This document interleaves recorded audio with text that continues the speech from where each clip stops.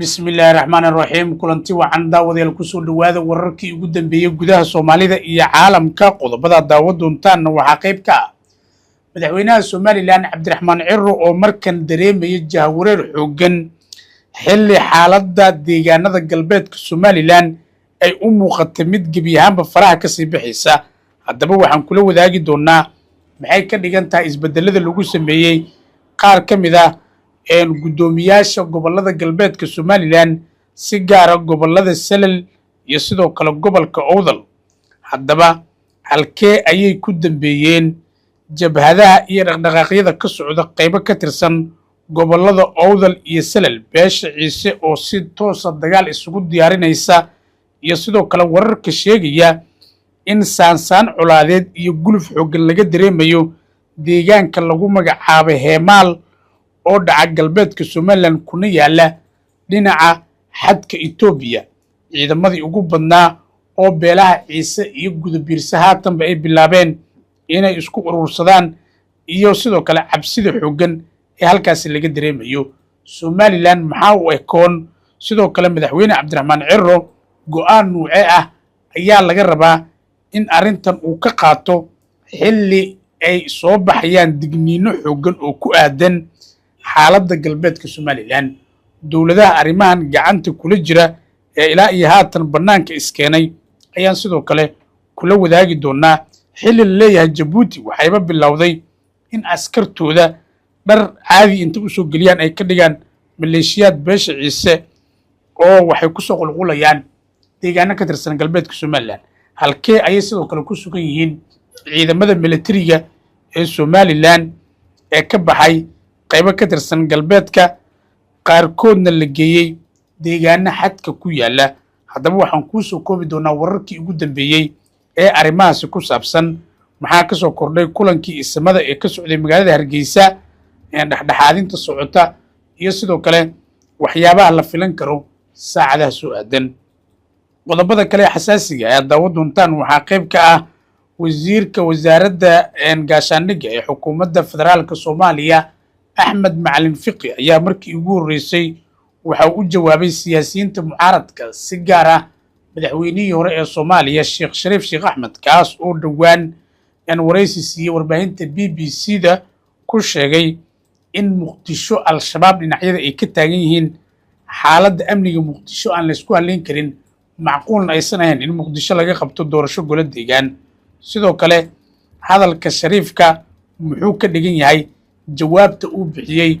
wasiir Fiqina farta ayaan ka saari doonaa qodobada kale ee Soomaalida ka baxsan ee daawad doontaan waxa qayb ka ah dawladda Masar ayaa bilowday in hub ay ku soo daabasho magaalada Port Sudan ee dalka Sudan halkaasi oo xarun u ah ciidamada militariga xilli wali ay sii socdaan dagaalada xooggan ee u dhaxeeya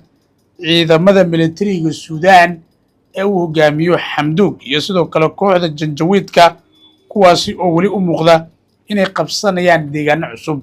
Imaaraadka Carabta ma waxa uu doonayaa in si degdeg ah wada hadal loo bilaabo iyada oo ciidamada Janjawiidku ay ku sii socdaan Port Sudan iyo Khartoum iyo magaalooyinka kale ee militariga ay ku sugan yihiin waxaan halkaasi kaaga hayaa warbixino iyo xogo kala duwan oo arrimahaasi ku saabsan iyo wararkii ugu dambeeyay si guud xaaladda waddanka Sudan qodobadaas iyo wixii kale nagu soo kordha ayaa daawad doontaan balse marka hore soo dhawaada laagsaar muuqaalka la wadaag saaxiibadaada sidoo kale qayb ka noqo saaxiibada ku xiran channelka Ismaaciil Shiine waxaan ku soconaa wadadii aan ku gaari lahayn 30,000 oo subscribe kaliya safarkeena adiga ayaa ka dhiman ee sulka saar oo subscribe inoo saar channelka mahadsanidin waa hagaag aynu ku bilowno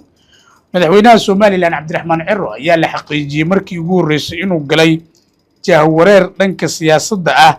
iyo sida laga yeelayo xaaladda deegaanada galbeedka Soomaaliland oo faraha ka sii bixisa madaxweyne Cabdiraxmaan Cirro ayaa dhawaan waxa uu xilka ka qaaday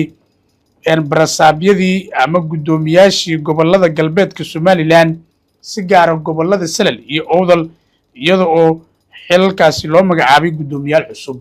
marka la joogo gobolka Awdal banaanbaxayaashu waxyaabaha ay dalbanayeen waxaa qayb ka ahaa in xilka laga qaado gudoomiyaha gobolka Awdal oo ay sheegeen dadka dhalinyarada ah in dhibaatooyin badan uu geystay sidoo kalena qaarkood uu jeelasho ku ilaabay Cirro dalabkaasi waa uu fuliyay si xaaladda loo dejiyo, laakiin weli waxaa la dareemayaa kacdoon xooggan si lamida guddoomiyaha gobolka Salal ee isna galbeedka Somaliland ku yaala xudunna u ah murankan iyo buuqan ka taagan deegaanada galbeedka ayaa xilka laga qaaday. laakiin waxaa la leeyahay kuma filna xalka gaarista arrintan xilka qaadista waqti xaadirkan uu sameynayo madaxweyne Cabdiraxmaan Ciro, waxaana jira kacdoon xooggan iyo guux laga dareemayo gudaha deegaanada galbeedka Somaliland. dhalinyaro fara badan oo ku sugan gudaha magaalada Boorama ayaa weli waxay wadaan abaabul xooggan oo ay doonayaan in gebi ahaanba Somaliland marnaba aysan ku maamulin magaalada Boorama iyo guud ahaanba deegaanada galbeedka. sidoo kale waxaa la leeyahay dhaqdhaqaaqyo xooggan oo military iyo qorista ciidamada madaniga ee labada beelood ee Ciise iyo Samaroon ayaa ah mid isdaba joog ah, waxaana hadda wararka qaar ay sheegayaan in saacadihii lasoo dhaafay dagaal culus uu ka dhacay deegaanka lagu magacaabo Heemaan, halkaasi oo isku fara saareen ciidamo kala taabacsan beelaha Ciise iyo Samaroon. deegaankan ayaana ku yaala gobolka Salal si gaar ah dhinaca xuduudda Itoobiya, waxaana markii ugu horreysay la xaqiijiyey in labada dhinac ciidamo kala duwan halkaasi ay ku soo gurayaan. tusaalahaan dhinaca Itoobiya waxaa ka imaanaya ciidamo badan oo godobiirso ah, kuwaasi oo soo gelaya dhinaca gobolka Awdal. sidoo kale dhinaca Salalna waxaa ka imaanaya ciidamo kala duwan oo dhinaca ayaguna Jabuuti ka soo galay. wararka qaar waxay leeyihiin ama sirdoonka Somaliland baaritaan ay sameeyeen ay ku xaqiijiyeen in ayba jiraan ciidamo u dhashay Jabuuti oo beesha Ciise ah ama ciidamada militariga Jabuuti ka tirsan, kuwaasi oo dharka soo bedeshay iskana dhigaya maleeshiya beeleed, kuwaasi oo si xooliya u soo gelaya gudaha qaybo ka tirsan gobolka lagu magacaabo Salal. waxaana jira ayaa leeyahay in markii ugu horreysay isku dhacan la soo wariyey, inkastoo xaaladdu meesha ay tahay mid warbaahinta inteeda ama sidoo kale gebi ahaanba dhanka isgaarsiinta ka lidata oo aan si dhaba loo ogaan karin waxa meesha ka jira. haddana waxaa jirta cabsi xooggan iyo in gebi ahaanba halkaasi dagaalo toos ay ka dhacaan. Cabdiraxmaan Ciro sidoo kale weli waxaa la leeyahay xaaladda ayaa ku cakiran. arrinta galbeedka Somalilandna waxay u muuqataa ayaa leeyahay midii madaxweyne Cabdiraxmaan Ciro lagu tijaabin lahaa siyaasaddiisa iyo xitaa awooddiisa military, maadaama xaaladda ka taagan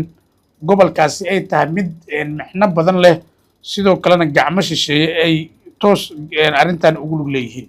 Soomaaliya, Jabuuti iyo Qatar ayaa ilaa iyo haatan la soo calaamadeeyay. Turkiguna waxaa leeyahay gadaal ayuu ka taagan yahay, waana wadamada doonaya in gebi ahaanba galbeedka Somaliland jabhadahaasi laga abuuro, ugu dambeynna lagu kala baxo oo lagu kala calaf qaado ama lagu kala adkaado. tani ayaana ka dhigan ayaa leeyahay in Somaliland waqti xaadirkan looga baahan yahay feejignaan xooggan. dowladda Jabuuti iyadu doorasho ayaa ku soo wajahan. madaxweyne Cabdiraxmaan Cirana waxaa la leeyahay isaga laftirkiisa Ismaaciil Cumar Geele waa uu iska waabin karaa haddii uu soo dhaweysto mucaaradka Jabuuti ee dibad joogga ah. sidoo kalena Somaliland iyo Jabuuti, inkastoo Jabuuti ay tahay dowlad la aqoonsan yahay meeshana lagu ilaaliyo wadamo badanna ay saligi ku leeyihiin, haddana Somaliland iyadu laftirkeeda waxay leedahay xiriiro kala duwan. keliyana madaxweyne Ciro waxaa leeyahay waxaa laga rabaa in uu sameeyo kudhac dhanka siyaasadda ah ama ugu yaraan luuqad adag uu kula hadlo madaxweynaha waddanka Jabuuti Ismaaciil Cumar Geele, kaas oo doonaya ayaa leeyahay in ay gebi ahaanba sii korodho dhibaatada deegaanada galbeedka, isagoo garab ka helaya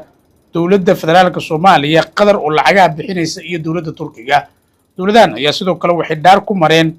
in gebi ahaanba ay si weyn u doonayaan sidii Somaliland loo kala furfuri lahaa. Turkiguna danihiisa ayuu ka eeganayaa Soomaaliya, maadaama kheyraad iyo waxyaabo kala duwan uu ka baarayana ma doonayo mar waliba